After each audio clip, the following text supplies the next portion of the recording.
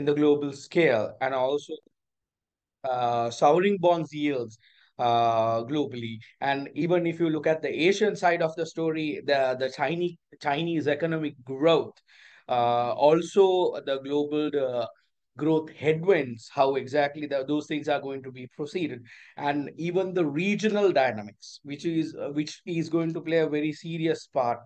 And also, if you look at it on the currency background, even the currency trends, and frankly, the Russian-Ukraine conflict has been there for almost about close to more than a year, or close to two, I would say. And even though the Israel-Hamas situation also close to almost a year now. And also there is another picture that we are seeing, actually, that's like the Middle East economic challenges.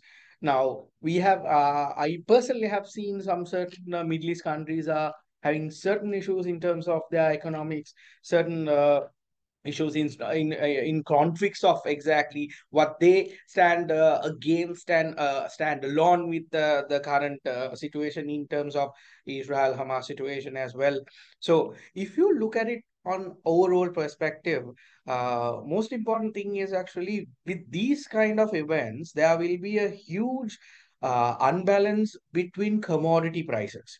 So commodities are one of the key segments, and key how should I put it? In key area that we see the global requirement changes happens now.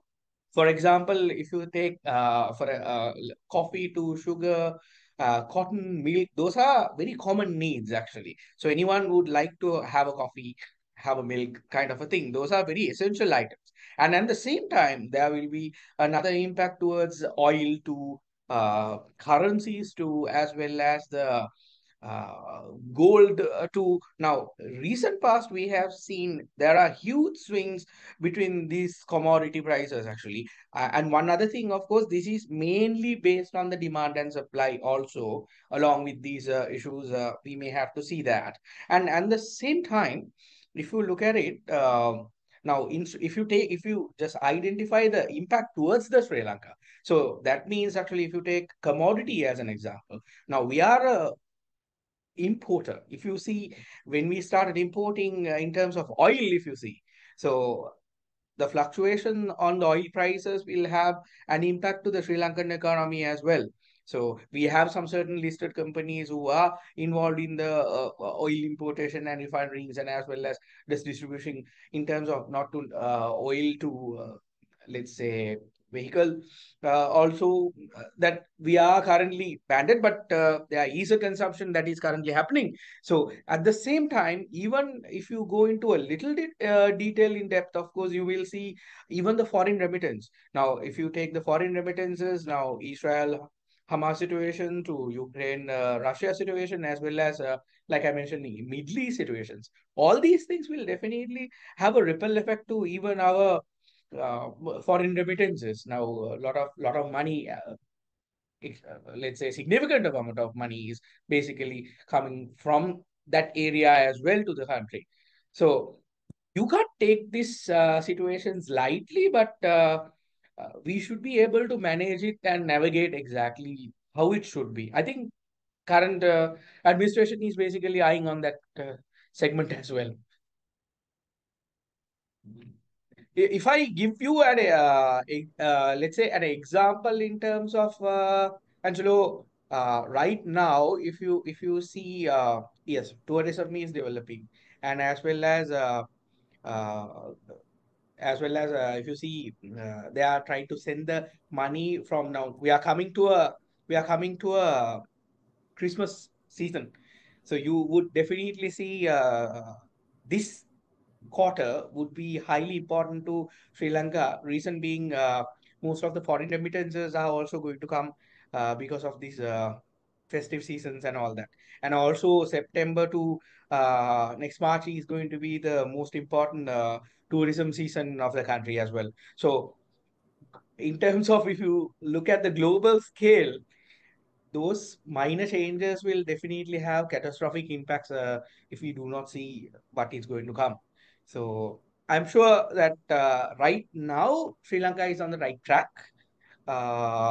we should be able to manage our requirements, and we may have to take certain stern decisions if it is required. I hope that answers your question, Angelo. It did. It was a broad question, and it required a broad explanation as well as trying to understand and trying to underpin what's going to impact Sri Lankan markets is vital in terms of determining a strategy. And I think what's critical there is how the current administration can identify these risks and then look at how they are going to balance the GDP drivers against doing fiscal reforms internally as well as managing the global stakeholders. I think you also brought in a good spin between what's happening in the geopolitical scenarios, right? So, because we are in a multi-pronged, multi-risk scenario where mitigating risk is equally important as well as maximizing returns. Thank you, Nishantha. And for the benefit of the broader audience, I will be posing a couple of questions in Sinhala as well. And I'm going to go to Nethmi for this question. Nethmi, ඔබ නුදුරු අනාගතයේ රුපියලේ ගමන් මාර්ගය ඔබ ඔබේ අර්ථකථනයක් දෙන්න පුළුවන්ද කොහොමද ඔබ ඒක දකින්නේ? Yes, Angelo. So, අපි බැලුවොත් සැප්තැම්බර් මාසයේ මුල භාගයේදී ඉලෙක්ෂන් එක නිසා ඒ නිසා අවිනිශ්චිතතාවයක් තිබ්බා ආර්ථිකය සහ මාකට් එකේ දෙකම. මොකද දැනන් හිටියේ නෑ ඉස්සරහට මොකද වෙන්නේ කියලා. ඒ නිසා පොලිසිස් ගන්න වගේ සමහර තැන්වලට අවිනිශ්චිතතාවයක් තිබුණා. ඒ නිසා ඒ කාලේදී ගොඩක් ව්‍යාපාරිකයෝ ඒගොල්ලෝගේ බිස්නස් ඉවර කරා. මොකද ඒගොල්ලෝ දන්නේ නැති නිසා ඉස්සරහට හොඳ වෙයිද නරක වෙයිද කියලා. ඊට පස්සේ සැප්තැම්බර් මාසේ අවසාන කාලේදී, ඒ කියන්නේ ඉලෙක්ෂන් එකෙන් පස්සේ ඒ අවිනිශ්චිතතාවය යම් තාක් දුරකට ගිය නිසා රුපියල අප්‍රීෂিয়েට් වුණා. ඒ කියන්නේ රුපියලේ අගය ඩොලර් එකේ අගයට වඩා ඉහළ ගියා. එතකොට අපි හිතනවා දැන් ඉස්සරහට නිශාන්ත කිව්වා වගේ එන්නේ ටුවරිසම් පීක් සීසන් එක. ඒ කියන්නේ සැප්තැම්බර් ඉඳන් මාර්තු වෙනකන් ගොඩක් විදේශිකයන් රටට ඇතුල් වෙන කාලයක්.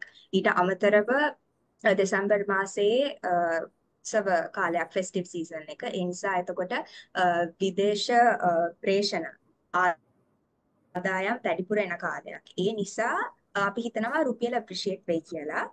ඒත් අනාගතය ගැන කතා කරොත් 2025 මුල් කාලේ කියන්නේ දෙවෙනි කාර්තුව වෙනකන් වගේ අපිට ගොඩක් දේවල් තියෙනවා තාම වෙන්න. ඒ කියන්නේ එකක් තමයි දැන් ණය ප්‍රතිව්‍යුහකරණය. ඉවර වෙච්ච නිසා අපිට ඉස්සරහට ණය ගෙවන්න පටන් ගන්න වෙනවා. ඊට අමතරව රජය විසින් vehicle imports ban එක අයින් කරනවා කියලා කියනවා පෙබරවාරි මාසයේ. එතකොට ඒවත් එක්ක අපි හිතනවා 2025 මුල් භාගයේදී රුපියල depreciate වෙන්නත් පුළුවන් කියලා. Thank you, Nethmi. Back again to Nishantha. Nishantha, the index has reached a significant milestone since that time we had a presidential election. And many were under the impression that, there will be some disruption to the ongoing debt restructuring process. However, the government, many believe, have given a good signal in stating that they will continue with the pre-negotiated conditions. Then again, the Gulf War escalation weighed into the market, with the ASI hitting 12,000 points and kind of having a pullback. Could you share your forecasted trajectory in terms of the potential headroom an investor has at the moment, who can leverage under the current market conditions and look at the next 12 to 24-month horizon? Over to you, Nishantha. Okay, Angelo, now the most important factor in your question is actually, now if you start looking at about 3-4 months down the line prior to the election, we have seen the index touching somewhere close to 12,800, 12,900 market points on ASI. But eventually, towards the latter part of the election, the presidential, we saw market started coming down. Eventually, it started coming very slowly. the trend continues, and after that, actually, towards very closer to the election, we saw the index falling down to pretty close to 10,500 levels. I'm pretty sure a lot of investors did not accept that to happen, and it was eventually kind of a out of the blue kind of a situation where nobody could have forecasted that. So, but the key factor here, I'm sure a lot of people thinking after the debt restructuring, things may go well towards the way they wanted. Expecting that a lot of people might have already bought certain shares at those levels actually when the market is at 12,800. So when you see the market has fallen to 10,500 to or close to that number, so a lot of people will definitely get alarmed exactly why and how things are going to be. So right now, if you look at it, First Capital Equities and the research team have already identified what are the key important sectors, what are the key important positions that we may have to acquire. So if you look at it, First Capital has published out certain reports, certain strategy reports. If you look at it from, let's say, last this year, April to June, prior to 6 months down the line, I think First Capital has identified all that. So yes, market came down, and apparently it came down to 10,500. But if you look at it on the real aspect, the valuations remains the same and it's still cheap, and those numbers are achievable if you look at it. And the same time, the sectors that First Capital has recommended are still very strong, and even after the government's change of perception, I mean, new president has taken over. So, like you clearly mentioned, they are continuing the IMF decision policies that they have already renegotiated with the previous president and the previous team. So in terms of the economic background wise, they are following the same trajectory along with the same principle. So in that kind of a context, we do see there is a development. We definitely see there is a development. So you can focus directly to banking as well as export oriented and consumer goods, and also to tourism. And we have like published out our top recommendations along with our target prices. If you look at it, none of those target prices are anywhere close to 20-30%. It's far more higher than that. So if you look at it, right now we are standing at 12,200 index, and it was 12,800 index. So if you look at it, if you take 10,500 to 12,200, we have already come about close to 2,000 points, but still the forthcoming results will definitely start impacting the prices. So with that, we can definitely see there is about another easily 30 to 40% return that you can expect from what we have recommended. So you need to strategize exactly how you're going to look at those stocks.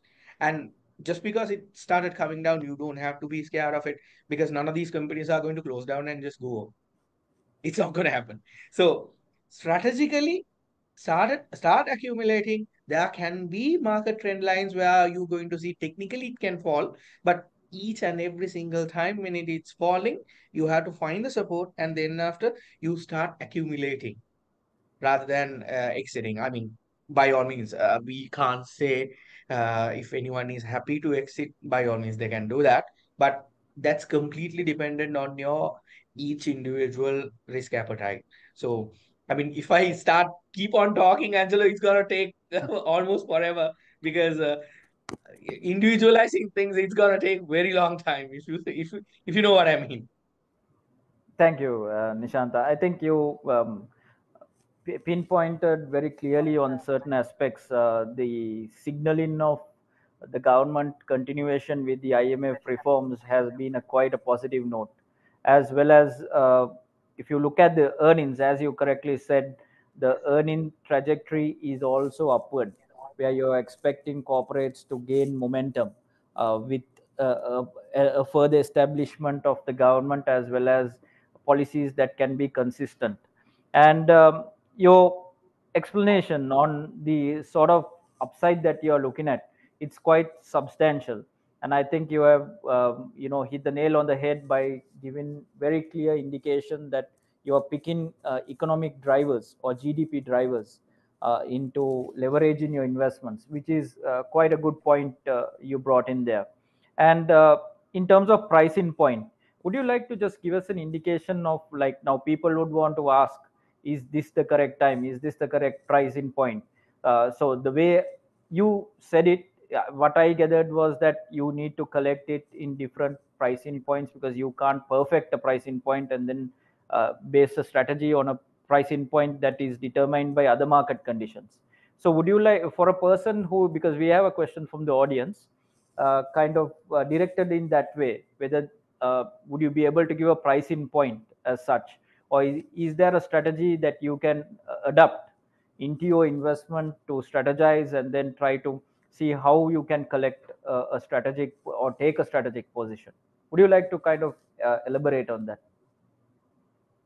Okay, Angelo, now most important thing when it comes to entering a share, you need to understand the price you pay is actually the real value of the share.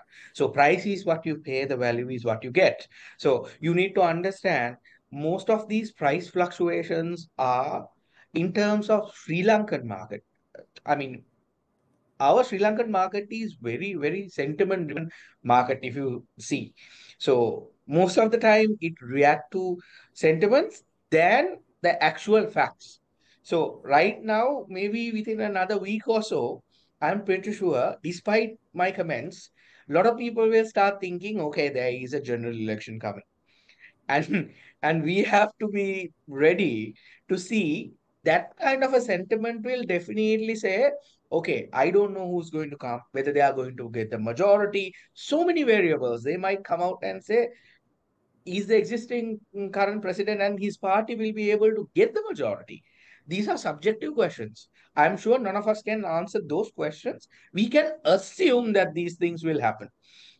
So in terms of that, these are very, very minor things that you need to understand. As long as the earnings and the valuation doesn't change, you can always go and buy those shares actually. So if you have bought at, let's say, current market prices, you wait for another 10% decline if you're not confident enough. If you are confident enough that, and if you're uh, keeping a headstrong ideology that the forthcoming economic growth of the country is going to benefit, so then you can just simply go ahead and like keep on accumulating. I mean, a lot of people do understand actually that you average down the shares. You can do the same thing when it's going up. So if you're not confident enough, after the 5% up, and if you see there is about another 30% upside, so if you go let the share go up another 5%, and if you start accumulating, you may be basically increasing your cost by another 2.5%, but you will be literally accumulating at least twice as the quantity if you are doing the same execution mechanism. So uh, pricing is not exactly something you need to worry about. So you can just think exactly which direction you want to use that price formulas, and you can just simply execute based on those, I would say. Thank you. I think you once again gave us a good understanding. While we try to substantiate and speculate around the possibility of the continuation of the existing government, would also mean consistency in policy, right? So that is obviously going to ripple off on how the corporates are going to expand, and as well as navigate the economic landscape. So I'm going to move into a question which is directed at Nethmi. Nethmi, one of the pressing concerns have been the bans on vehicle imports. How do you expect will impact Sri Lanka's foreign reserves and the private sector credit position once the government kind of eases the bans on vehicle imports? Yeah, Angelo. So uh, we expect, as long as the rupee is floated and as long as the central bank has the like is defending the currency, we believe that the reserves position cannot be affected because you can't really take it that seriously. Even like the reserves position will have to accumulate reserves to like meet some of the IMF targets as well. So I feel like because of that reason, I don't think the reserves will get affected. But you can think it like this. Like I mentioned before, also towards next year, towards the first half of next year, we'll have to start paying our debt, right? So even like the remaining interest payments. So when we are doing those, it can go off of the reserves, and the reserves position can get affected.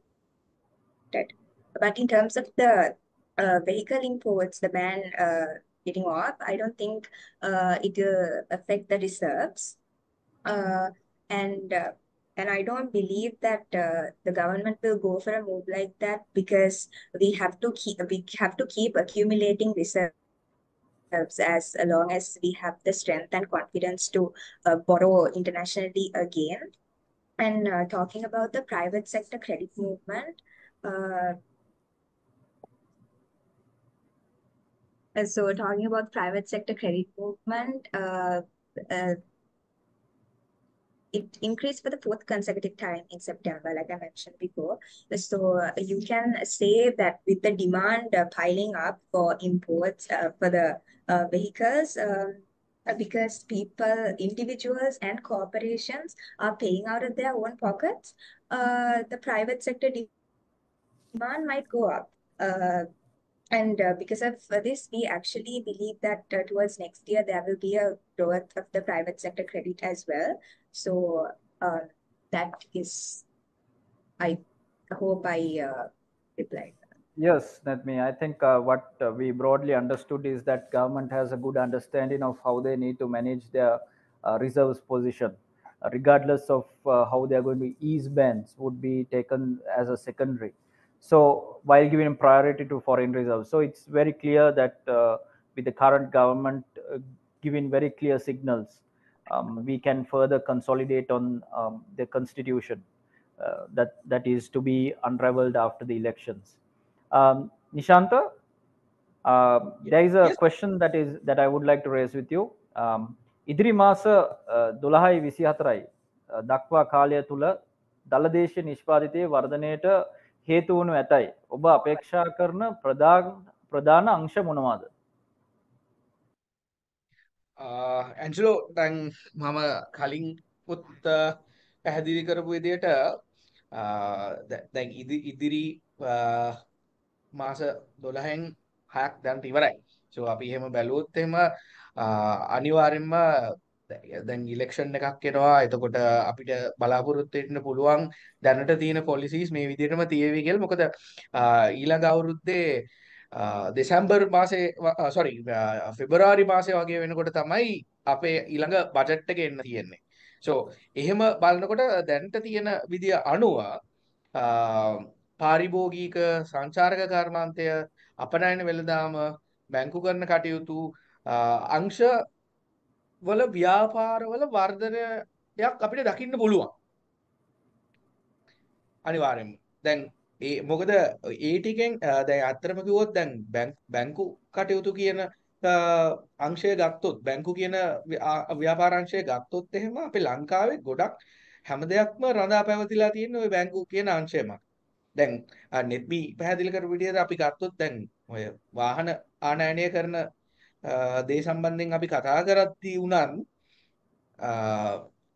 ඒක දැන් වාහන ආනයනය කරන්න පටන් ගත්තත් banking sector කියන එක බැංකු කටයුතු සහ නන් බැංකින් සෙක්ටර් කියලා ෆයිනෑන්ස් කම්පැනි ඔය ඕවට තමයි අනිවාර්යයෙන්ම බිස්නස් එක ගලාගෙන යන්නේ. ඒ කියන්නේ ව්‍යාපාර අනිවාර්යයෙන්ම ඒ පැත්තේ තියෙන ව්‍යාපාර දියුණු වෙන්න පටන් ගන්නවා.